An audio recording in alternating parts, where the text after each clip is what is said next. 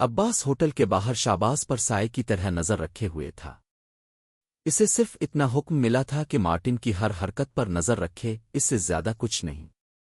Lisa Martin جس پرواز کے ذریعے اسلام آباد جا رہی تھی، اس کی روانگی میں ابھی وقت تھا۔ شہباز نے کافی دیر تک اس کا انتظار کیا، مگر جب وہ نہ آئی تو اس نے ہوٹل فون کر کے اطمینان کیا۔ معلوم ہوا کہ وہ 2 دن کے لیے اسلام آباد روانہ ہو چکی ہے۔ یہ اطلاع ملتے ہی عباس نے اپنے ساتھیوں کو پیغام بھیجا کہ لیزا مارٹن اسلام آباد کی طرف روانہ ہو چکی ہے، اور وہ خود بھی فوراً ایئرپورٹ کی طرف جا رہا ہے۔ لیزا مارٹن عام راستے سے ایئرپورٹ سے باہر نہیں نکلی تھی۔ عباس کے ایک خفیہ ذریعے نے اطلاع دی کہ ایک خاتون کو بڑی مرسیڈیز گاڑی میں VIP لاؤنج کے راستے باہر لے جایا جا رہا ہے۔ ایئرپورٹ سے خان صاحب کے بنگلے تک عباس نے موٹر سائیکل پر اس گاڑی کا خاموشی سے تعاقب کیا تاکہ کسی کو شک نہ ہو۔ اس نے ایک ساتھی کو بنگلے کے سامنے نگرانی پر بھی تعینات کر دیا۔ دونوں موبائل فون کے ذریعے مسلسل ایک دوسرے سے رابطے میں رہے۔ اب لیزا مارٹن کی ہر سرگرمی ان کی نظروں کے سامنے تھی۔ امریکہ سے لے کر بھارت، ہوٹل سے لے کر خان کے بنگلے تک اس کی تمام نقل و حرکت پر نظر رکھی جا رہی تھی۔ اب وہ اپنے منصوبے کے آخری اور سب سے خطرناک مرحلے میں داخل ہونے والے تھے۔ کمانڈر رشید نے اس پورے آپریشن کی ذمہ داری عباس کے سپرد کر دی تھی، کیونکہ وہ جانتا تھا کہ اگر عباس کسی کام کا فیصلہ کر لے تو پھر اسے روکنا ممکن نہیں رہتا۔ آج تک ایسا کبھی نہیں ہوا تھا کہ عباس نے کوئی مشن ادھورا چھوڑا ہو۔ کمانڈر نے اس کی تجویز اس لیے قبول کی کہ بظاہر اس میں تنظیم کا مقصد بھی پورا ہوتا دکھائی دے رہا تھا۔ عباس نے کہا، کمانڈر صاحب، ہماری صرف ایک ہی ڈیمانڈ ہے، اپنے مجاہد ساتھیوں کی رہائی۔ ہمیں اس کے علاوہ کچھ نہیں چاہیے۔ یہ سن کر کمانڈر کو اپنی رائے بدلنی پڑی۔ عباس نے مزید کہا، میں جانتا ہوں کہ جنگ کے اپنے اصول ہوتے ہیں، لیکن ان اصولوں پر دونوں فریقوں کا عمل کرنا ضروری ہے۔ صرف ہم ہی پابند نہیں ہو سکتے۔ اس نے انہیں یاد دلایا کہ کس طرح مجاہدین سے ہتھیار رکھوا کر انہیں محفوظ راستہ دینے کا وعدہ کیا گیا تھا، مگر بعد میں انہیں گرفتار کر لیا گیا۔ کیا اب بھول گئے کہ ان کے ہاتھ پاؤں باندھ کر کس بے رحمی سے انہیں قید کیا گیا؟ گھروں میں بارود بھر کر لوگوں کو زندہ اڑا دیا گیا۔ یہ سب کچھ پوری دنیا نے دیکھا، عالمی میڈیا نے بھی دیکھا، مگر کسی نے ایک لفظ تک نہیں کہا۔ عباس کی آواز غصے سے بھر گئی۔ آج اگر ہم اپنے ساتھیوں کی رہائی کے لیے ان کی ایک جاسوس کو گرفتار کرنے جا رہے ہیں تو کیا یہ ظلم ہے؟ وہ مزید بولا، میرے بے گناہ ساتھی جیلوں میں سڑ رہے ہیں۔ ڈاکٹر عظیم کو بھی قید کر لیا گیا، حالانکہ وہ صرف زخمیوں کا علاج کرتا تھا۔ اسے تو پستول چلانا بھی نہیں آتی تھی۔ کمانڈر رشید نے گہری سانس لیتے ہوئے کہا، مجھے تمہارے درد کا احساس ہے۔ میرا دل بھی چاہتا ہے کہ خود کو بارود سے باندھ کر سب کچھ تباہ کر دوں، لیکن ہمیں حالات کو بھی دیکھنا ہوگا۔ عباس نے بے صبری سے پوچھا، آخر رکاوٹ کیا ہے؟ کمانڈر نے جواب دیا، آج دنیا کے حالات بدل چکے ہیں۔ 11 ستمبر کے بعد امریکہ ہر قیمت پر اپنے عوام کو مطمئن کرنا چاہتا ہے۔ اسے کسی نہ کسی دشمن کی ضرورت ہے۔ عباس خاموشی سے سنتا رہا۔ کمانڈر نے مزید کہا، لیکن امریکہ اس وقت پاکستان پر حملہ نہیں کرے گا۔ اسے پہلے سے کہیں زیادہ پاکستان کی ضرورت ہے۔ صرف ایک امریکی صحافی کی خاطر وہ ایسا قدم نہیں اٹھائے گا۔ یہ بات سن کر وہاں موجود سب لوگ کچھ دیر خاموش رہے، مگر نبیلہ نے عباس کے منصوبے کی بھرپور حمایت کی۔ اس نے کہا، میں خود لیزا مارٹن کی نگرانی کروں گی۔ میں اسے اچھی طرح سنبھال سکتی ہوں اور ہر قدم پر آپ لوگوں کے ساتھ رہوں گی۔ ادھر لیزا مارٹن ایک 4 سٹار ہوٹل کے کافی ہاؤس میں بیٹھی کافی پی رہی تھی۔ وہ پیرزادہ کے فون کا انتظار کر رہی تھی۔ اسے حیرت ہوئی کہ پیرزادہ نے اس سے ملاقات پر فوراً رضامندی ظاہر کر دی تھی۔ وہ دل ہی دل میں مسٹر خان کی شکر گزار تھی، کیونکہ انہی کی کوششوں سے یہ ملاقات ممکن ہوئی تھی۔ اسے یہ گمان بھی نہیں تھا کہ اس ملاقات کے پیچھے سرکاری دباؤ نہیں بلکہ صرف ذاتی تعلقات کام کر رہے تھے۔ لیزا کے لیے اب سب سے اہم مسئلہ مسٹر خان کے ڈرائیور اور گاڑی سے جان چھڑانا تھا۔ اس نے پہلے ہی فیصلہ کر رکھا تھا کہ پیرزادہ کا انٹرویو مکمل ہوتے ہی وہ خاموشی سے وہاں سے نکل جائے گی۔ کمر کے درد کی وجہ سے وہ مزید خان صاحب کی مہمان نوازی برداشت نہیں کرنا چاہتی تھی۔ اس نے ہوٹل کی لابی میں بیٹھے ڈرائیور سے کہا کہ وہ واپس چلا جائے۔ ڈرائیور گھبرا گیا۔ میڈم صاحب نے مجھے آپ کے ساتھ رہنے کا حکم دیا ہے، لیزا نے نرمی سے جواب دیا۔ میری ان سے بات ہو چکی ہے، تم جا سکتے ہو۔ یہ کہہ کر وہ دوبارہ اپنی میز پر جا بیٹھی۔ ڈرائیور کچھ لمحے تذبذب کا شکار رہا، پھر یہ سوچ کر واپس روانہ ہو گیا کہ شاید پروگرام تبدیل ہو گیا ہے۔ چند ہی منٹ بعد گاڑی ہوٹل سے نکل چکی تھی۔ اسی دوران عباس کو اپنے ساتھی کا فون آیا۔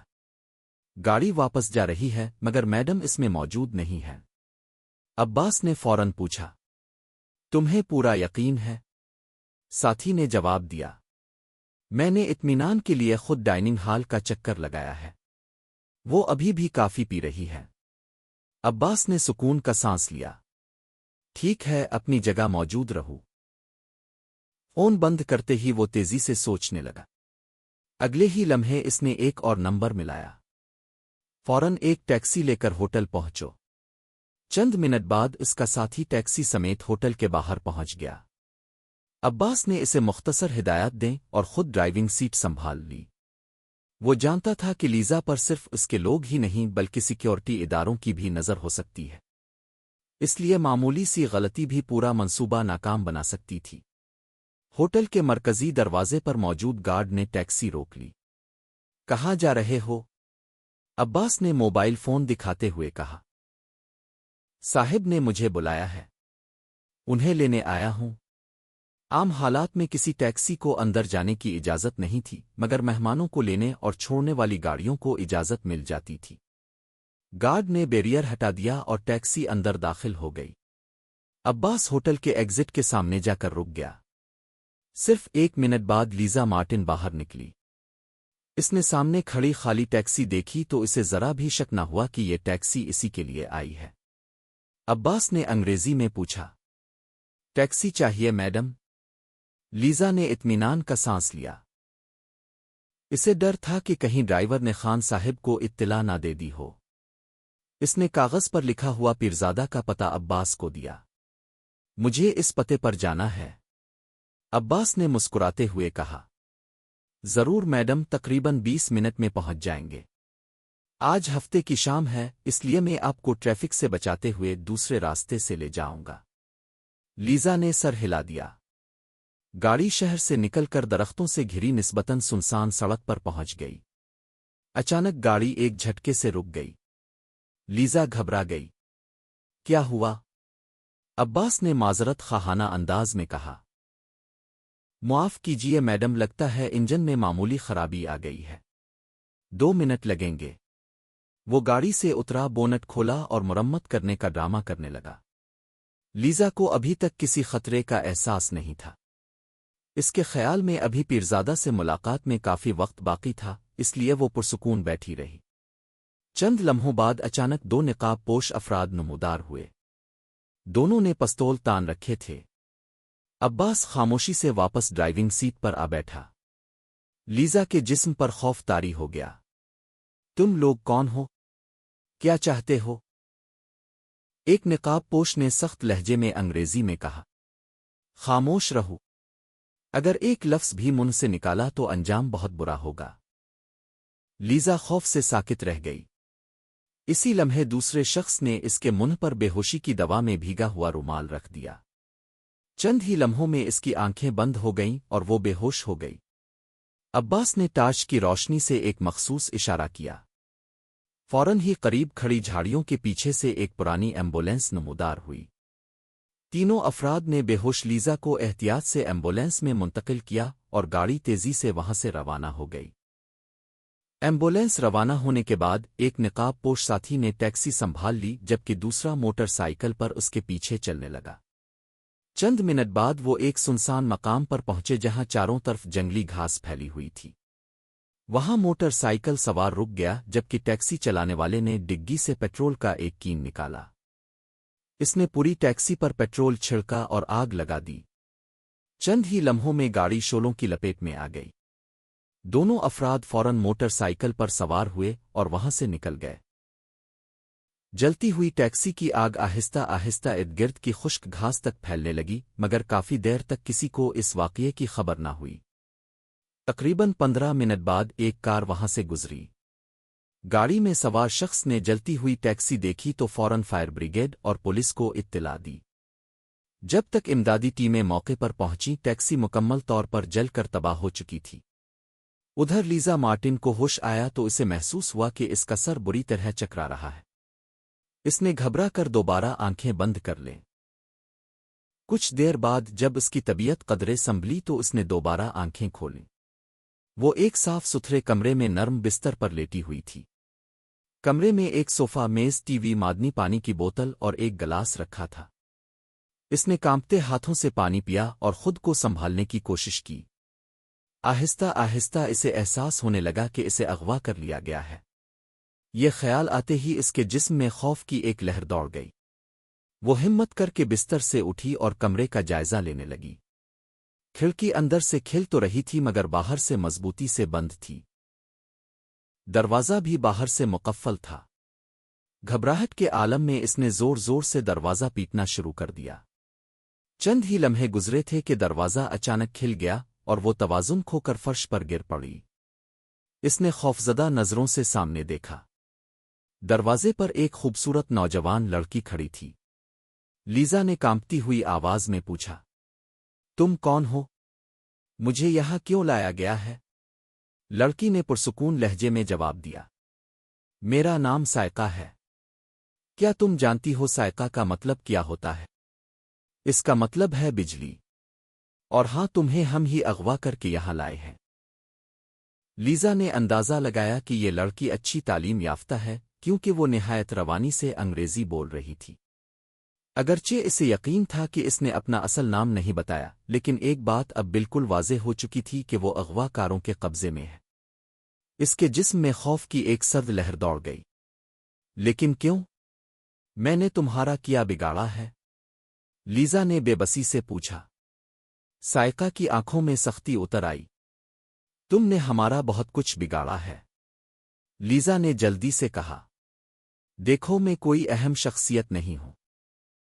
مجھے اغوا کرنے سے تمہیں کوئی فائدہ نہیں ہوگا، سائقہ نے سخت لہجے میں جواب دیا۔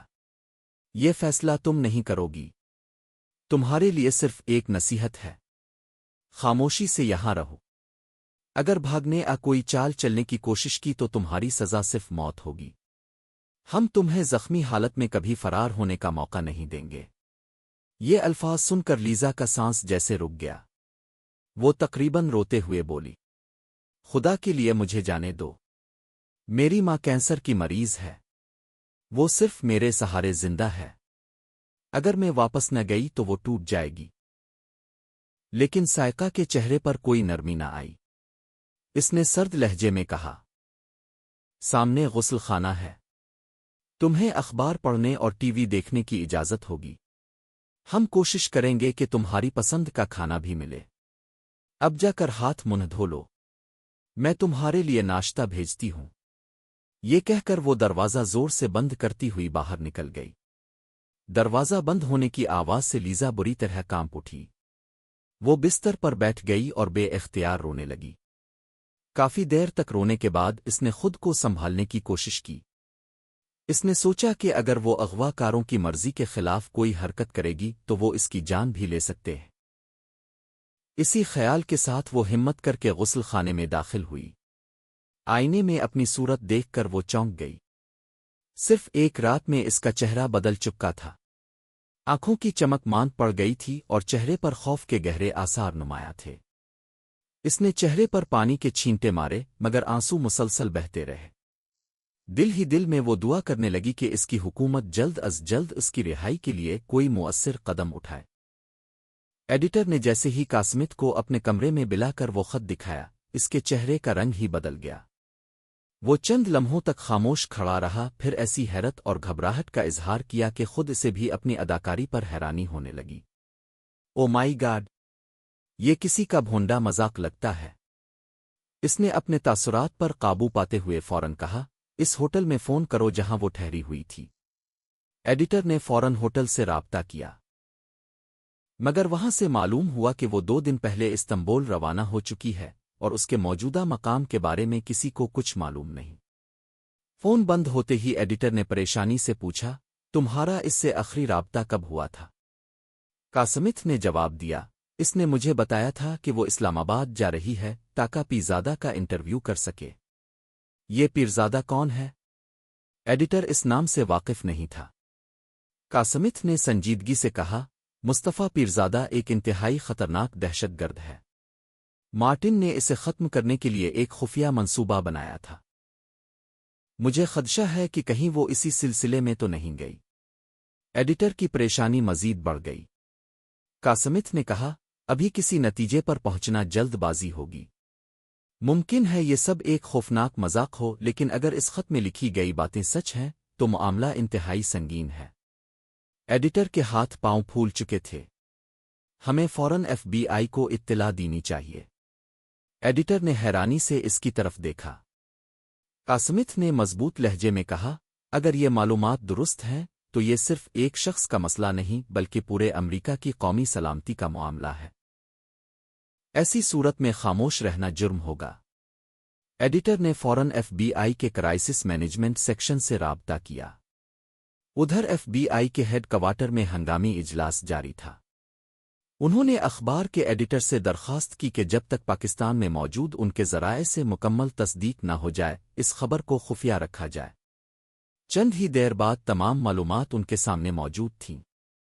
ایک بڑی اسکرین پر پیرزادہ کی تصاویر، اس کی سرگرمیوں کی تفصیلات، امریکہ اور کینیڈا کے دوروں کا ریکارڈ، اس کی تعلیم، نظریات اور مختلف دہشت گرد کارروائیوں کا مکمل ڈیٹا دکھایا جا رہا تھا۔ تمام معلومات کا جائزہ لینے کے بعد سیکشن انچارج مارشل کلاس نے صرف ایک جملہ کہا، مجھے پورا یقین ہے کہ اس منصوبے کے پیچھے پیرزادہ ہی ہے۔ لارسن نے فوراً سوال کیا، آپ اتنے یقین سے یہ بات کیسے کہہ سکتے ہیں؟ مارشل کلاس نے جواب دیا، تمام شواہد ہمارے سامنے موجود ہیں۔ میں گزشتہ 5 برسوں سے اس شخص کی ایک ایک حرکت پر نظر رکھے ہوئے ہوں۔ ایک اور افسر نے اختلاف کرتے ہوئے کہا، اگر آپ کو اتنا یقین تھا تو پھر پہلے کارروائی کیوں نہیں کی گئی؟ مارشل نے تحمل سے جواب دیا، یہ کہنا آسان ہے مگر ایسے فیصلے صرف جذبات سے نہیں کیے جاتے۔ پاکستان میں موجود امریکی ٹیم اس بات کو تسلیم کرتی تھی کہ پیرزادہ کے مجاہدین اور طالبان سے قریبی روابط رہے ہیں، لیکن اس بات کا کوئی واضح ثبوت موجود نہیں تھا کہ وہ براہ راست اس سازش میں شامل ہے۔ کچھ افسران کا خیال تھا کہ موجودہ حالات سے کوئی تیسرا فریق بھی فائدہ اٹھانے کی کوشش کر سکتا ہے، مگر مارشل کلاس اپنی رائے پر قائم رہا۔ رات گئے تک مسلسل رابطوں اور اطلاعات کے تبادلے کے بعد اجلاس ختم ہوا۔ اسی دوران پاکستان میں پیرزادہ کی نقل و حرکت پر سخت نگرانی شروع کر دی گئی، اس کے فون ٹیپ کیے گئے اور اس کی ہر سرگرمی پر نظر رکھنے کے خصوصی انتظامات کیے گئے۔ 9/11 کے بعد پاکستان اور امریکہ کے درمیان انٹیلی جنس تعاون پہلے سے کہیں زیادہ مضبوط ہو چکا تھا، جس کی وجہ سے امریکی ادارے اب پاکستان میں بھی تقریباً اسی آزادی سے کارروائیاں کر سکتے تھے جیسا کہ اپنے ملک میں کرتے تھے۔ اسی دوران را کے افسر شکتی نے ایک فون کال ختم کرتے ہی خوشی سے بلند آواز میں نعرہ لگایا۔ اس کے ماتحت افسر حیران رہ گئے۔ سونالی نے مسکراتے ہوئے پوچھا، سر کیا بات ہے؟ شکتی نے اعتماد بھرے لہجے میں جواب دیا، اب اصل کھیل شروع ہوگا۔ اب دیکھتے ہیں سامنے والوں کے پاس کتنے پتے باقی ہیں۔ سونالی نے فوراً کہا، سر اب تو سارے کارڈ آپ کے ہاتھ میں آ چکے ہیں۔ شکتی کے چہرے پر فاتحانہ مسکراہٹ پھیل گئی۔ اب کھیل میری مرضی سے چلے گا اور ہر چال میں ہی چلوں گا۔ را کے ہیڈ کوارٹر میں سینئر افسران کا ایک اہم اجلاس جاری تھا۔ حالیہ کامیابی کے بعد تمام افسران پر جوش تھے اور انہیں یقین تھا کہ اب وہ پاکستان کے خلاف اپنی آئندہ حکمت عملی زیادہ مؤثر انداز میں نافذ کر سکیں گے۔ شکتی نے پراعتماد لہجے میں کہا، پیشہ ورانہ زندگی میں ایسے مواقع بار بار نہیں ملتے۔ اگر ہم نے اس موقع سے بھرپور فائدہ اٹھا لیا تو مخالفین کو سنبھلنے کا موقع نہیں ملے گا۔ اس نے مزید کہا، اب وہ ہماری بچھائی ہوئی بساط پر کھیلنے پر مجبور ہوں گے۔ ہر قدم وہی اٹھائیں گے جو ہم چاہیں گے۔ ڈپٹی ڈائریکٹر جنرل نے اس کی بات کی تائید کی، لیکن پاکستان ڈیسک کے انچارج مسٹر ناتھ خاموش بیٹھے رہے۔ شکتی نے ان کی طرف دیکھتے ہوئے پوچھا، مسٹر ناتھ اب کچھ کہنا چاہیں گے؟ ناتھ نے چند لمحے سوچنے کے بعد جواب دیا، سر میری صرف ایک گزارش ہے کہ دشمن کو کبھی کمزور نہ سمجھیں۔ میں نے برسوں ان کی کارروائیوں کا قریب سے مشاہدہ کیا ہے۔ وہ بظاہر خاموش ضرور رہتے ہیں لیکن جب وار کرتے ہیں تو انتہائی منصوبہ بندی کے ساتھ کرتے ہیں۔ شکتی نے قدرے سخت لہجے میں کہا، میں نے انہیں کبھی ضرورت سے زیادہ اہمیت بھی نہیں دی۔ اس پر ڈائریکٹر جنرل بولے، ناتھ کی بات میں وزن ہے۔ ہمیں یہ نہیں بھولنا چاہیے کہ مضبوط پس منظر رکھنے والے کئی لوگ بھی ان کے ہاتھوں پکڑے جا چکے ہیں۔ صرف اعتماد کافی نہیں، احتیاط بھی ضروری ہے۔ ناتھ نے شکتی کی طرف دیکھتے ہوئے کہا، میں آپ کے لیے نیک تمناؤں کا اظہار کرتا ہوں لیکن ایک بار پھر یہی کہوں گا کہ مخالف کو معمولی سمجھنے کی غلطی نہ کیجیے۔ اجلاس ختم ہونے کے بعد شکتی اپنے خصوصی آپریشن روم میں چلا گیا، جہاں پاکستان سے موصول ہونے والی ہر اطلاع سیٹلائٹ رابطوں کے ذریعے لمحہ با لمحہ اس کے سامنے آ رہی تھی۔ وہ اپنی ٹیم کے ساتھ اگلے مرحلے کی منصوبہ بندی میں مصروف ہو گیا۔ اس پورے آپریشن کی ذمہ داری اب شکتی کے سپرد کر دی گئی تھی کیونکہ وہ کافی عرصے سے خود کو منوانے کے لیے کسی بڑے موقع کا انتظار کر رہا تھا۔ اسی دوران منظر اسرائیلی خفیہ ایجنسی موساد کے ہیڈ کوارٹر کی طرف منتقل ہوتا ہے۔ موساد کا ایک نہایت اہم شعبہ تسومیت کہلاتا ہے جو دنیا بھر میں ایجنٹس کے نیٹ ورک کو منظم کرتا ہے۔ اسی شعبے کی ذمہ داری نئے ذرائع تلاش کرنا، انہیں بھرتی کرنا اور مختلف ممالک میں خفیہ معلومات اکٹھی کرنا ہوتی ہے۔ دنیا کی بڑی انٹیلیجنس ایجنسیاں جیسے CIA اور MI6 اس شعبے کی غیر معمولی صلاحیتوں کی معترف ہیں۔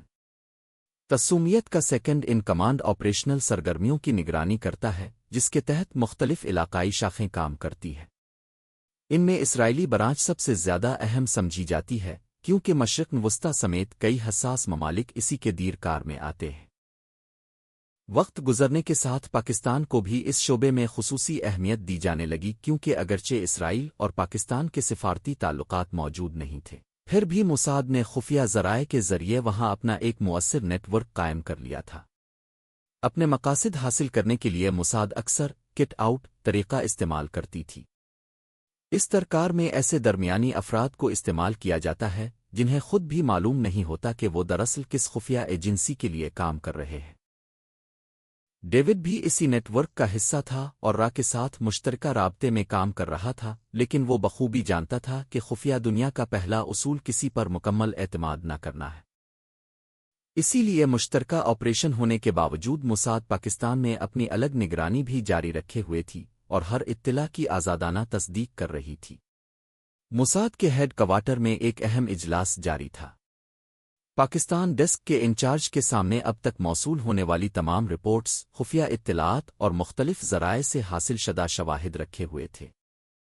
کئی گھنٹوں تک ان اطلاعات کا باریک بینی سے جائزہ لینے کے بعد بھی بعض سینئر افسران مطمئن نہیں تھے۔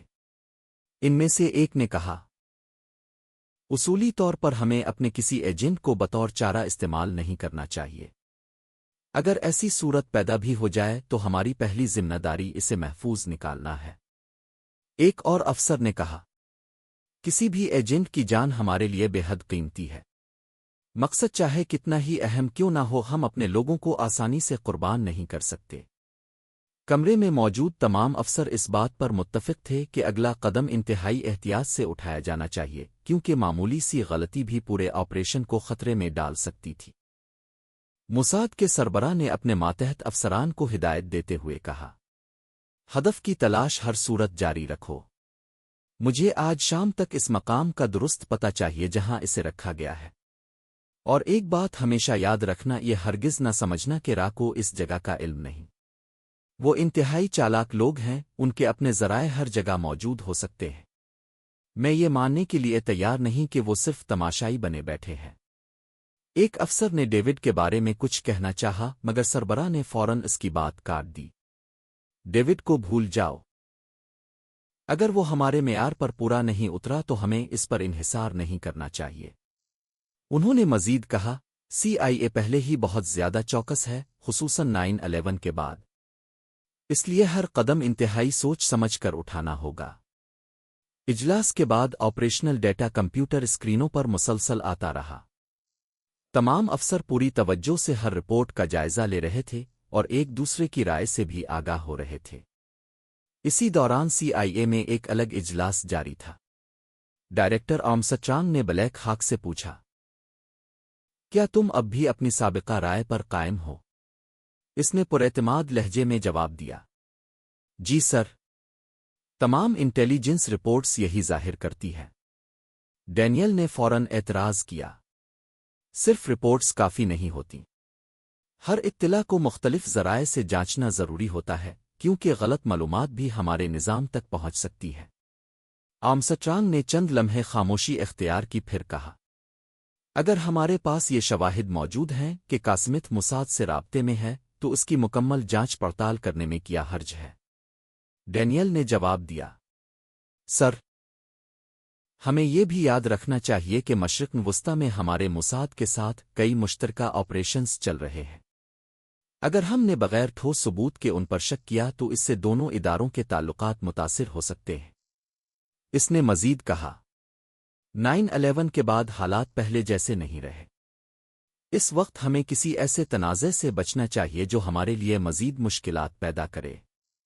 آرمسٹرانگ نے گہری سانس لیتے ہوئے کہا، ٹھیک ہے، فی الحال اجلاس یہیں ختم کرتے ہیں۔ شام تک مزید اطلاعات موصول ہو جائیں گی، اس کے بعد اگلا فیصلہ کیا جائے گا۔ اجلاس ختم ہونے کے بعد ڈینیل اطمینان کے ساتھ کمرے سے باہر نکل گیا، کیونکہ اسے یقین تھا کہ فی الحال اس کی رائے کو اہمیت دی گئی ہے۔ دوسری طرف آرمسٹرانگ اپنی گاڑی میں بیٹھا خاموشی سے شہر کی سڑکوں پر سفر کر رہا تھا۔ کچھ دیر بعد اس نے اچانک ڈرائیور سے کہا، گاڑی روک دو۔ گاڑی رکتے ہی اس نے اپنے ساتھی کی طرف دیکھا اور نہایت سنجیدہ لہجے میں بولا، تم خود پاکستان جاؤ گے؟ یہ سنتے ہی اس کے ساتھی کے جسم میں سنسنی دوڑ گئی۔ اس نے احترام سے جواب دیا، شکریہ سر، میں پوری کوشش کروں گا کہ آپ کی توقعات پر پورا اتروں۔ آرمسٹرانگ نے مصافحہ کرتے ہوئے کہا، آل دی بیسٹ۔ وہ گاڑی سے اتر گیا جبکہ اس کا ساتھی اپنے نئے مشن کی تیاری کے لیے روانہ ہو گیا۔ یوں دنیا کی 3 بڑی خفیہ ایجنسیاں، امریکی، اسرائیلی اور بھارتی، ایک ہی آپریشن کے گرد اپنی اپنی حکمت عملی ترتیب دے رہی تھیں۔ ہر ادارہ اپنے مفادات کے تحفظ کے لیے سرگرم تھا، جبکہ پاکستان اس پیچیدہ خفیہ جنگ کا مرکزی میدان بنتا جا رہا تھا۔ اب ہر آنے والا لمحہ کسی بڑے انکشاف، نئی چال اور خطرناک تصادم کی خبر لا سکتا تھا۔